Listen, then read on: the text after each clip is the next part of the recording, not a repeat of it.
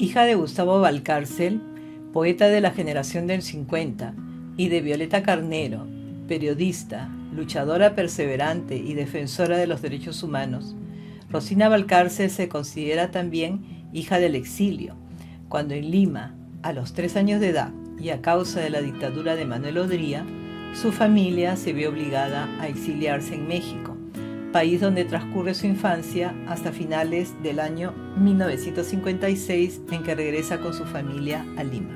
Yo desde el colegio, Gran Unidad Escolar Teresa de González de Fanning, escribía cuarto de secundaria y quinto de secundaria, incluso obtuve 2 premios por concurso de primavera y fueron editados en la revista Luz del dicho colegio.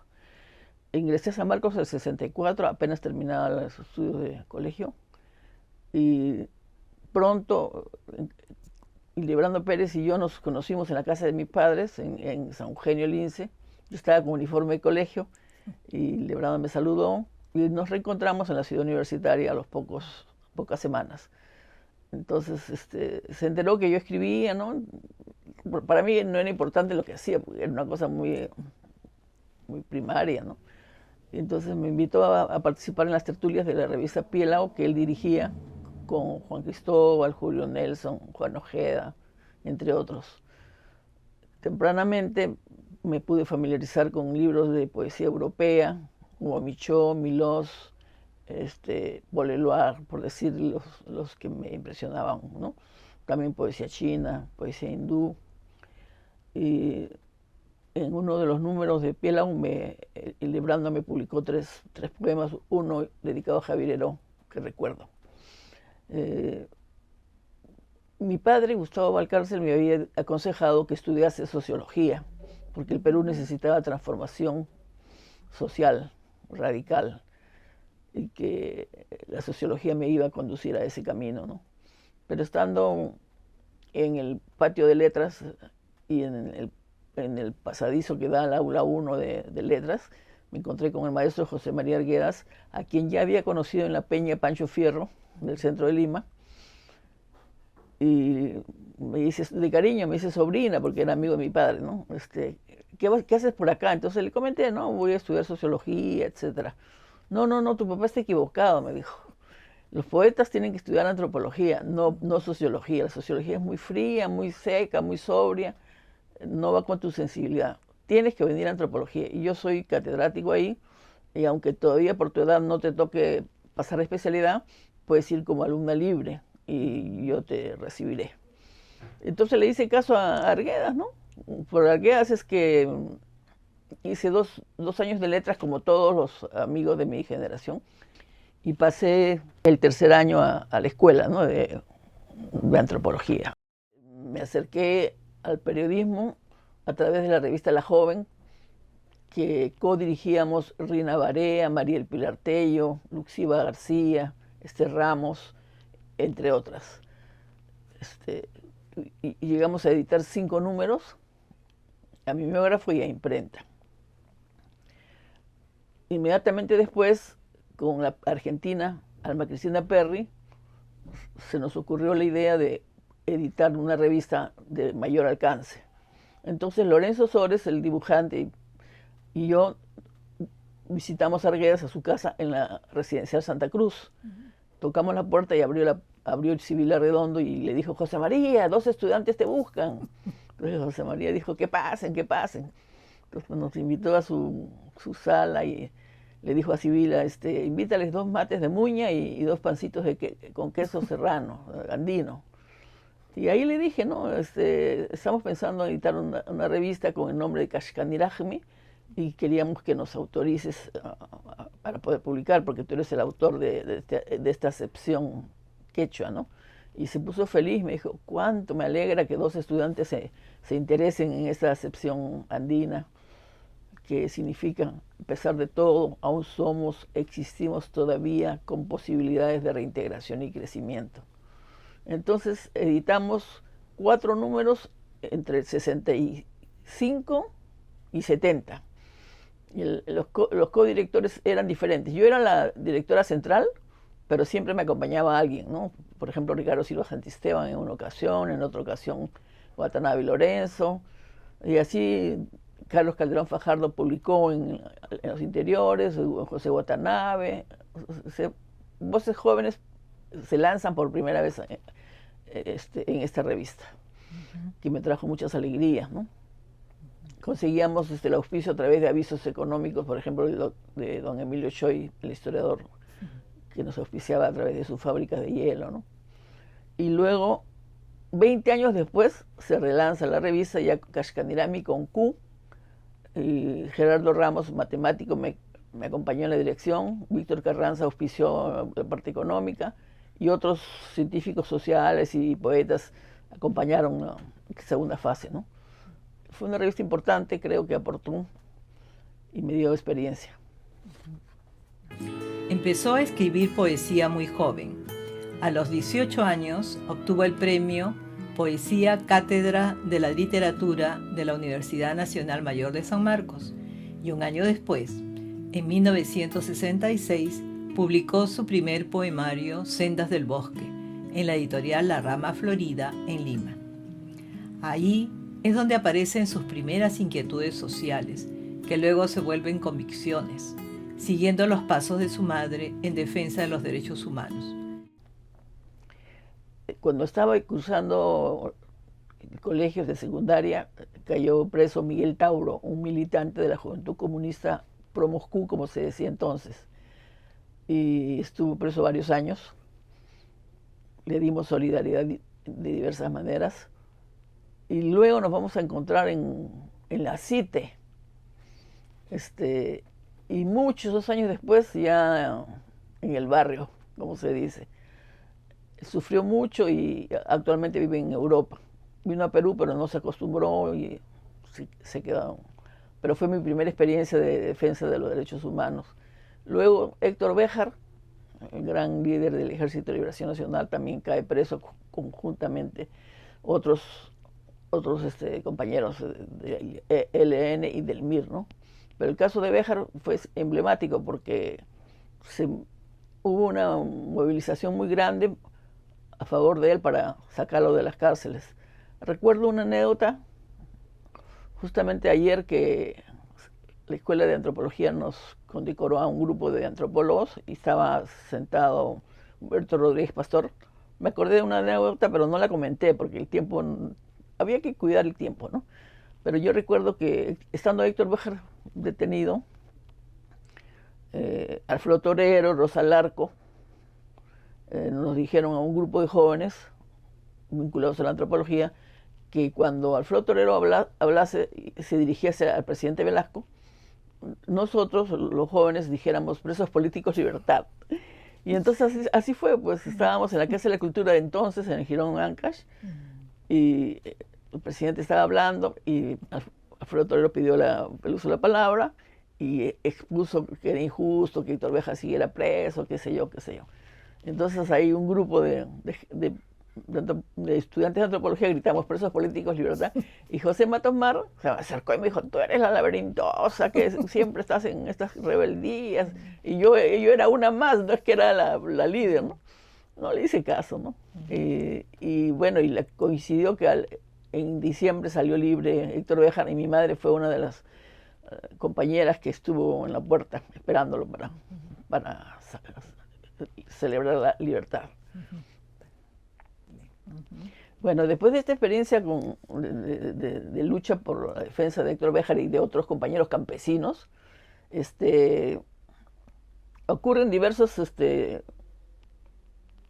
dictaduras, gobiernos injustos, ¿no? Y viene a Perú el abogado de Regis Debré, se reúne con Rosa Larco Larrabiur, Alfredo Torero y Alfonso Valrantes Lingán. Se reúnen y les plantea que deberían de juntar a un grupo de estudiantes o de jóvenes porque se venía pronto un golpe de Estado en Chile. Esto fue más o menos en julio del 73. Y al poco tiempo nos convocaron a Juan Cristóbal, Librando Pérez, Rosina, Lucila Hualqui, Cecilia Tello, Vilma Ruiz, Marco Briones, Sibila Redondo, Sara Guardia, entre otros.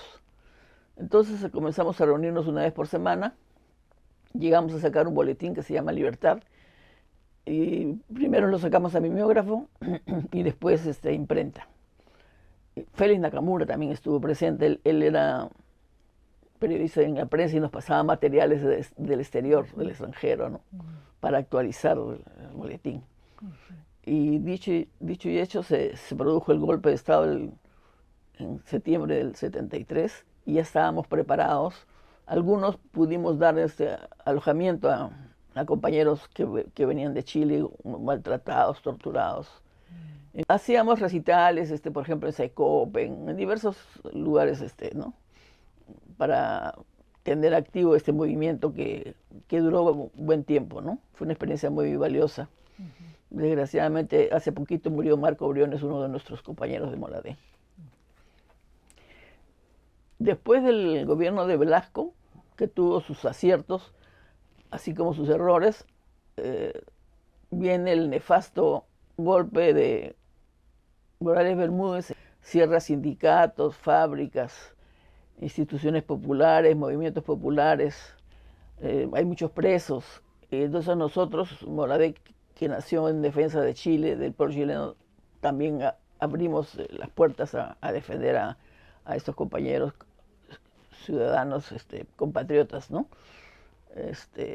Y después ya se fue formando diversas organizaciones ya menores en defensa de los derechos humanos en Lima y en el Perú.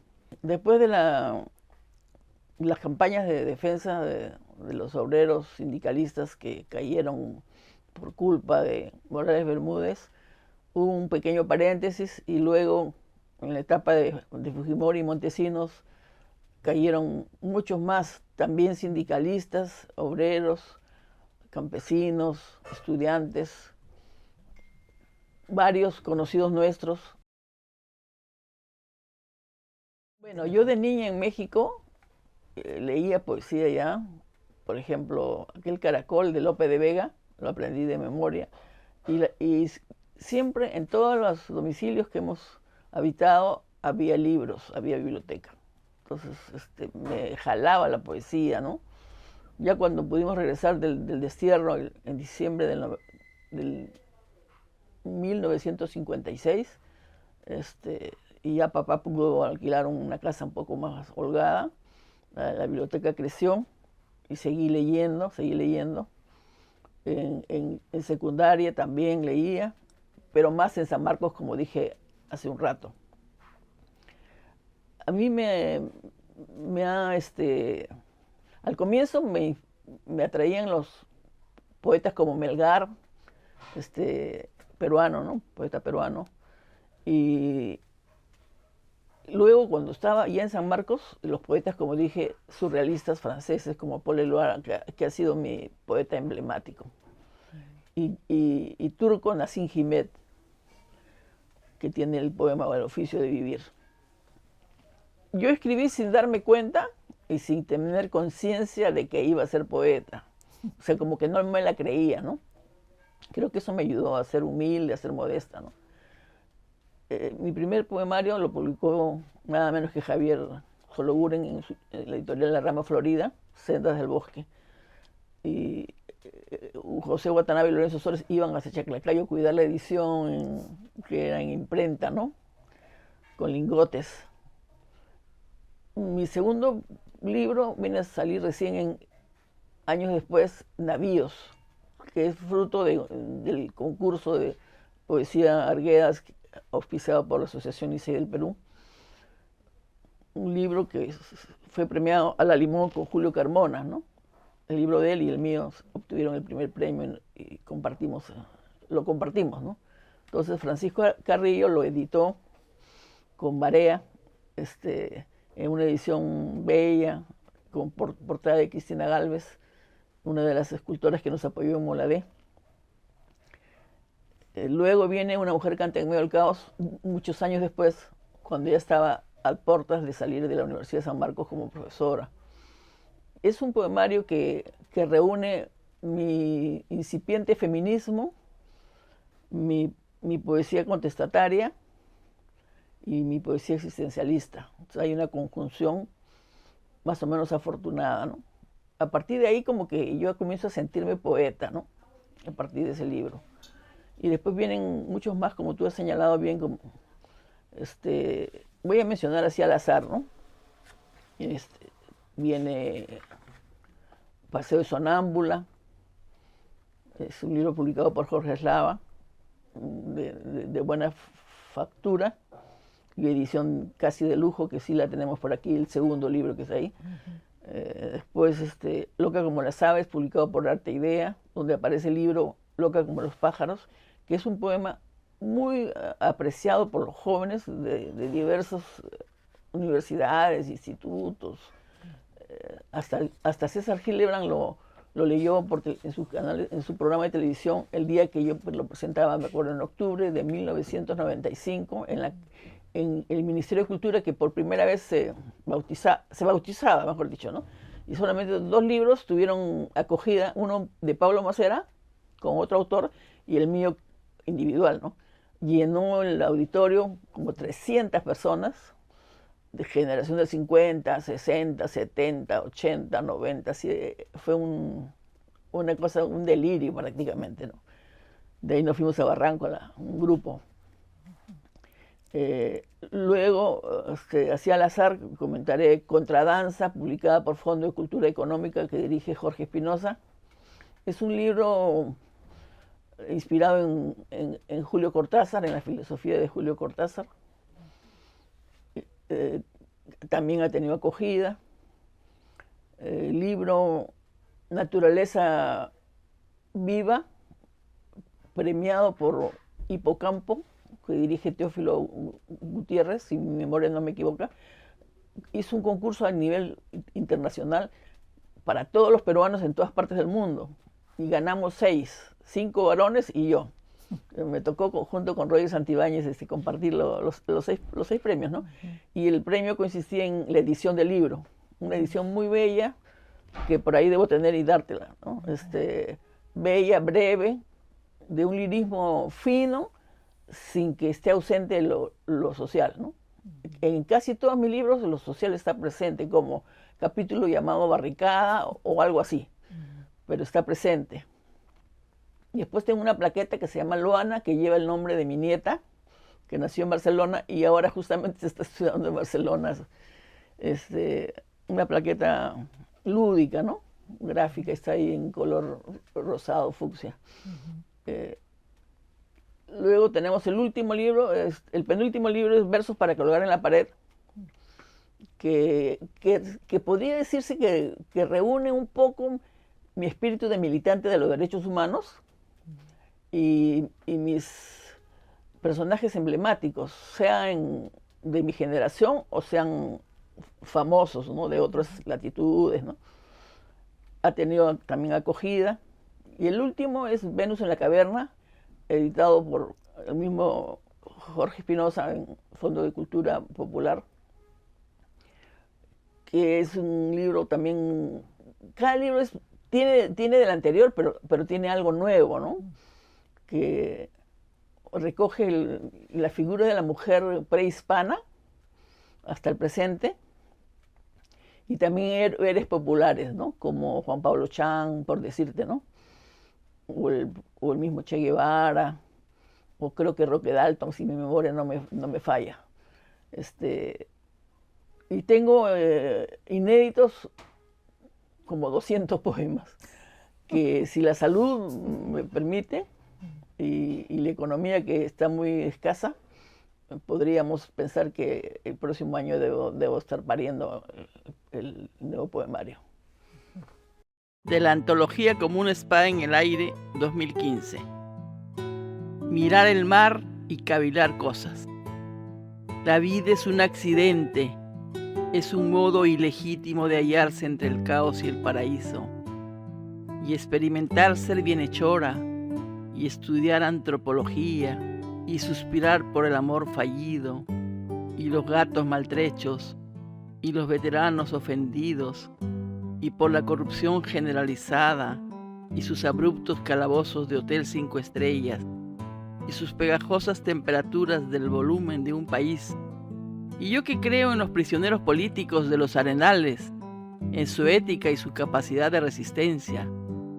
Y yo que desconozco todo y que me pregunto, ¿qué hacer sin el Che?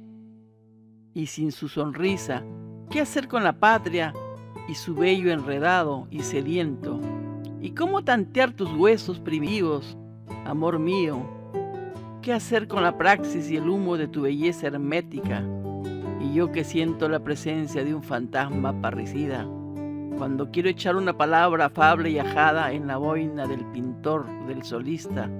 Y yo que creí conocer los ojos del amor y que batallo aceleradamente, si bien con espejismo y pesadillas, contra la pena de muerte y anhelo que arrasen la polución de la tierra, y yo que alucino colosalmente en sueños de perfil erótico y a veces maligno y desigual, y que jamás le perdonaré a Hitler ni al imperio, mi género humano extinto, y yo que no olvido y que planteo encender inciensos, mirra, eucalipto, palos santos, velas azules, con ustedes para inmortalizar a nuestros antepasados y exorcizar tantas desidias, y yo que hurgo en la escritura y el arte, y hallo poco, yo que tuve un antecesor A y una antecesora B y 3 hermanos C y 2 hijas D y una nieta E, y yo que aún así desconozco la vida y la muerte, e inquiero qué tararear cuando cae la tarde y qué silbar que no ultraje al hambriento o al diáfano o a la mujer bajo las hojas del otoño, y yo que tiemblo con desvelo puro en el segundo ardo de tener que optar por un campo de los Andes o la orilla de la costa. Perdonar u olvidar animadversión o pensar en el humano de las cavernas y su pintura rupestre. Qué perturbador es, qué patético. En el libro Loca como las aves, Antonio Cornejo Polar nos dice: si Violeta y Gustavo no hubieran hecho a Rosina, hubiéramos tenido que inventarla entre todos. En estos tiempos de derrotas, desengaños y cinismo, de rendiciones y apatías, Rosina parece tener una fuente mágica e inagotable de energía. Todos los años, cuando regreso al Perú por unos meses, Rosina me sorprende con un nuevo libro, de ciencias sociales o de poesía, con nuevos proyectos, con nuevos y entusiastas compromisos con las mejores causas de esta sociedad golpeada, pero no vencida. Pero Rosina es invulnerable. Cuando todo parece fallar, regresa a un paisaje evocado, a un recuerdo sin mácula, a la amistad que nada pide, o finalmente asalta a Vivaldi para volver a poner las estaciones en orden. Tal vez le toque el turno a la primavera.